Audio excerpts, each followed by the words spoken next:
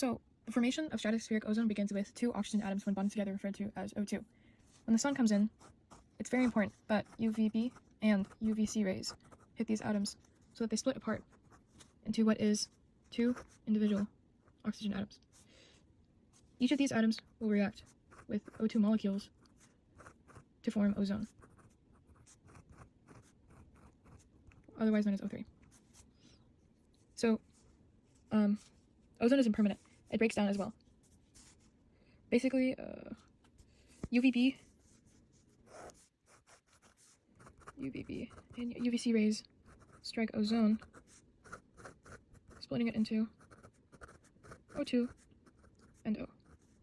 However, these will inevitably combine with O2 and O, leading it to reform into ozone.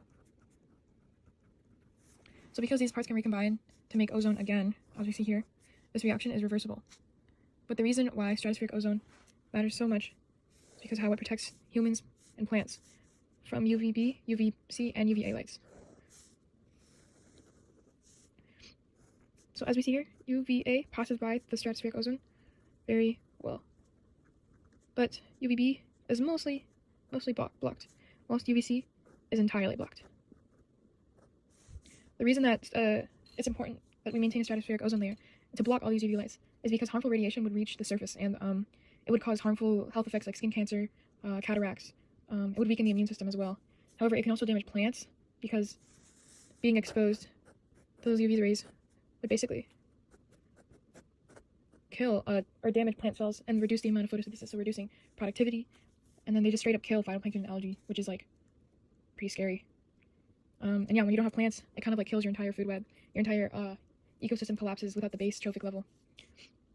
Alright, let's move on to anthropogenic ozone depletion. Basically, anthro meaning human, and then genic meaning derived from.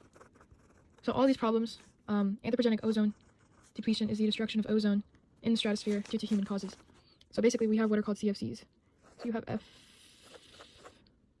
CO, I think just like C. CFCs, they go up into the stratosphere when humans use them and produce them in like car refrigerants, aerosol, old types of air conditioners, and cars. Basically what happens is UV rays release chlorine atoms specifically, so just one. And this one chlorine atom is super dangerous. It can react with an ozone molecule and steal one oxygen atom to form ClO.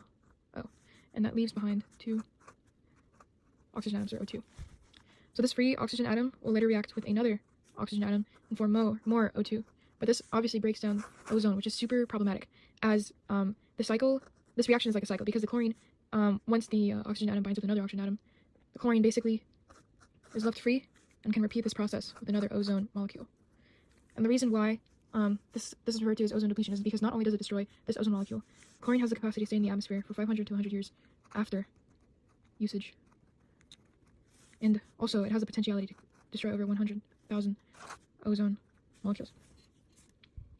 So, next up we have polar regions. So, this is natural due to the properties of the stratosphere. When special conditions occur, polar regions. By polar regions, this mainly happens in the Arctic and Antarctic winters. So once it reaches those types of temperatures of extreme cold, so how do I make that? So like this guy is super cold. His teeth are jittering because it's like cold. Oh, I'm so tired. Okay, so basically, we have these clouds. These are PSCs, which stands for polar stratosphere clouds. They're made up of water, HNO3, which I think is like high nitric acid. Okay, so these interact with compounds like hydrochloric acid, I think that's HCl. Yeah, HCl and chlorine nitrate. Sorry, I'm not that good at chemistry. Okay, so PSCs interact with chlorine nitrate and hydrochloric acid. And then during spring, so that's like September to November, the UV rays return and break down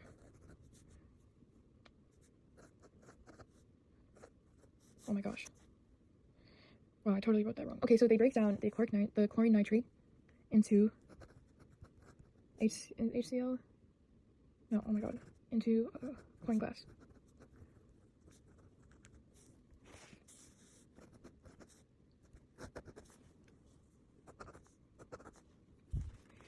Okay, so then the sunlight splits the Cl2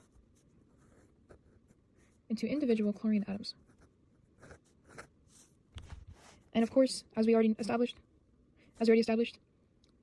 this can destroy ozone very easily by latching onto one of the oxygen atoms. And then as the singular oxygen atom binds with another oxygen atom, it creates one free and then one O2. So it begins the cycle once more.